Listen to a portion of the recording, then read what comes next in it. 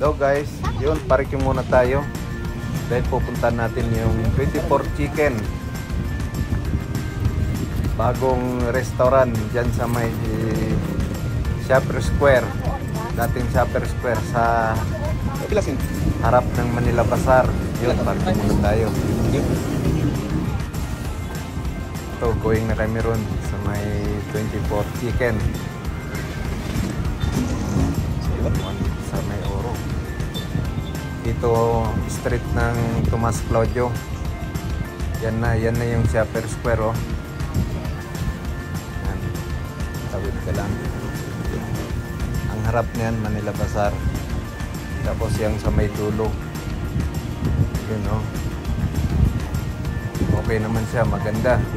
Maraming tao nagapila. Dapat yan, hanap ka muna ng upuan bago ka order.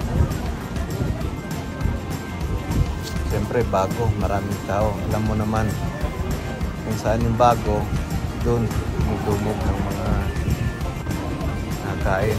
Taro muna si Natson dahil matagal yung order. Matagal tatawagin dahil maraming na-order.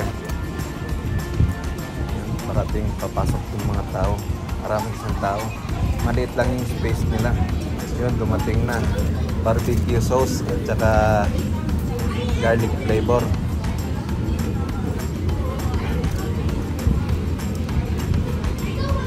Totoo lang yung barbecue sauce nila. Ako, alat. Sobrang alat. Siguro mga dalawa lang nakain ko dyan. Inuwi na namin. Kaya na dyan. Garlic flavor. Pero yung talagang typical na bawang lang nilagay doon sa may manok.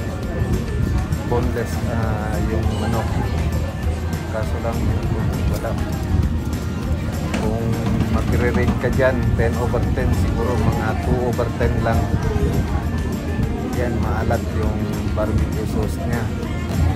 Tapos yung garlic flavor naman, fried chicken lang. Tapos yun, nilagyan lang ng sinurog na bawang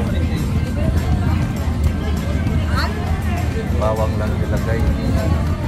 Yung makikita mo yung bawang yun, yun bawang nila yung bawangan yun. Talagang mauubos yan. Okay lang, take out na lang. Shout out pala sa may-ari. Sobrang alat. Tapos kasi mangot yung mga tendera ron.